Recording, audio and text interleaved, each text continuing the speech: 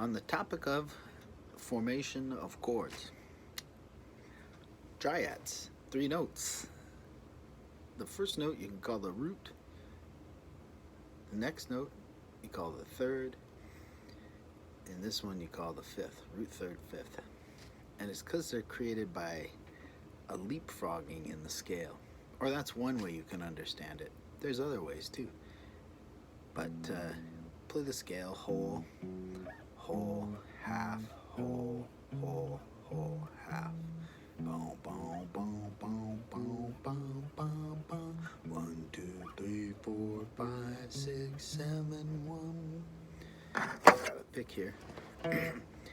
Now, the leapfrogging I was talking about would be, here's a 1, 2, open is 1, 2, 3. So you're hopping over the 2 to get to the 3 and hopping over the 4 to get to the 5.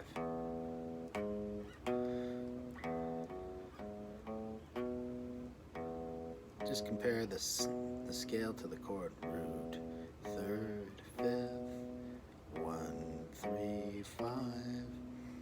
Now, it's called 1, root, 3, major third, 5, perfect fifth. Now the catch is, you can do it on any of the notes.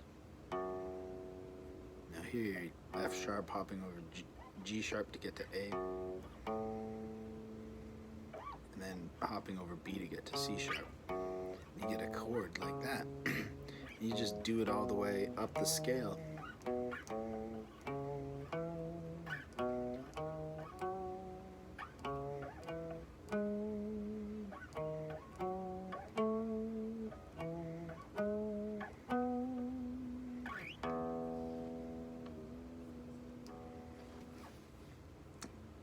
Now,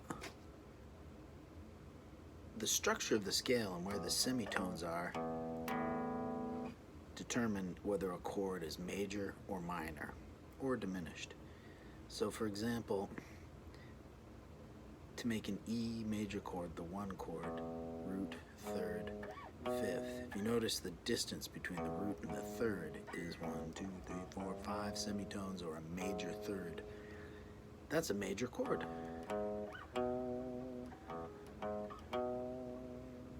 And then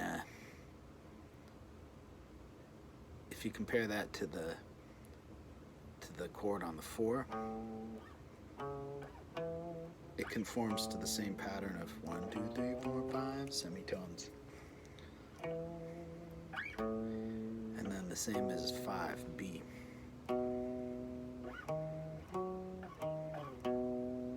So those are the 3 major chords, 1, 4, 5.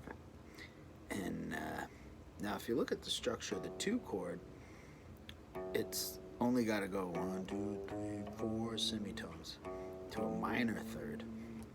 And that makes it a minor chord.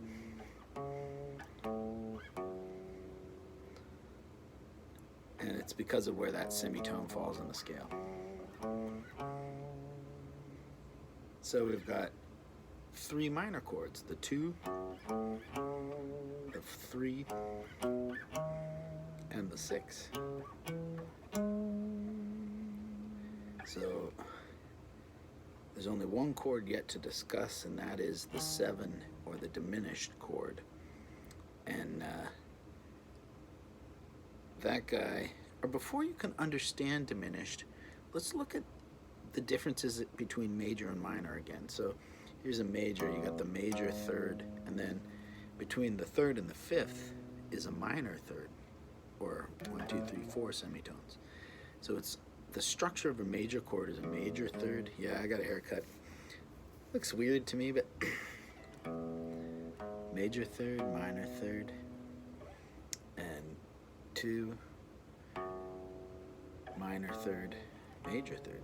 So they're opposite. A major chord is a minor third,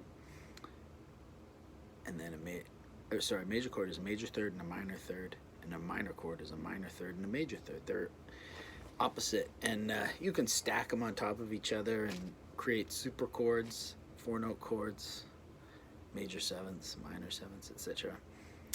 Now, the 7 is constructed on a minor third and another minor third. And it's because the hopscotching is contained by the it contains a semitone. If you look at any of the chords, they only ever touch one semitone, but this one touches both, and you get a diminished chord. Two minor thirds stacked on top of each other, symmetrical. And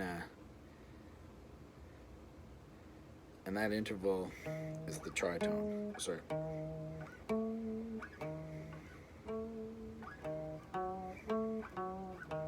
And it spans three whole tones like this. That's why it's called tritone. So that's a crash course in chords. You got three majors, 1, 4, 5, and three minors, 2, 3, and 6, and one diminished. If you play them in order, it's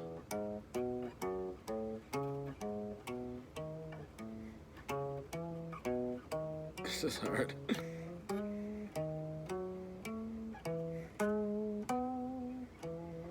Something like that. So, yeah. Now you're saying, so this is all just theory, really. Yeah, my hair is weird. It's theory, but in practice, you wouldn't play only on one string, you know, the root, the third, and the fifth. So that's where we might be headed next time. So for example, E is not a good one to teach it on because it's got an open. But if you look at A, you make an A major chord, A, C sharp, E, major third, minor third. Now, if you put the C sharp on the next string up, it's right there. So you get, and then the E is there. So you get this classic bass line, A triad. And I'll teach you those next time. But the thing is, we're gonna have to, you can do this also like this with the root and the third on the same string. So we'll learn that, and then that, and then of course you could also have each note on its own string. And I think that's the three ways to play an A triad, like that and like that. Oh, and there is an open one, but that's where we're going to go, learning how to play these 2-string and 3-string triads.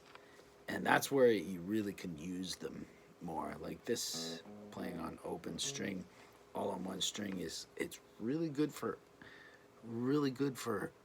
analyzing the intervals and really seeing 5 semitones and 4 semitones. It's good for the math, but in reality, you're probably not going to do a ton of. That could be fun. So yeah, we'll get these babies going, and you can just learn that A for a start, actually. Middle finger, index finger, pinky finger, root, third, fifth, and then. So maybe let's say that's the just quick thing to learn. And obviously that's going to work on B and all that too. So learn it on A, and then, you know, move it around and change keys. And it gets interesting when you move it around across string sets. That's another thing. Like this can be played like this, can be played like this, can be played like this. 4 different ways. And each of these is find on every A. It's fun. Dust the old cobwebs out.